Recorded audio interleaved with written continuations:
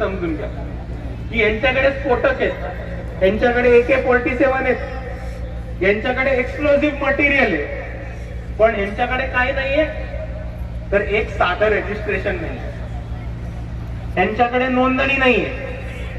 आणि जी लोक नोंदणी करत नाही, जी लोक स्वतःच्या संघटनेचं रजिस्ट्रेशन करत नाही आणि जी लोक बंदुका आणि स्फोटक ठेवतात त्यांना बाकीचे काय म्हणतात माहित नाही, मी तरी त्यांना छाती ठोकपणे दहशतवादीच बोलणार आणि याच्या पुढेही दहशतवादीच बोलणार.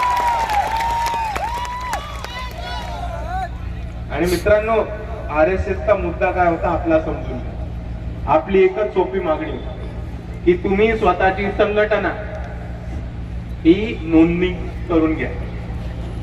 महाराष्ट्र पब्लिक ट्रस्ट ऍक्टच्या अंतर्गत स्वतःचं रजिस्ट्रेशन करून घ्या आणि दुसऱ्या बाजूला भारतीयाचं संविधान माना आणि त्या संविधानाप्रमाणे आपलं कार्य करा.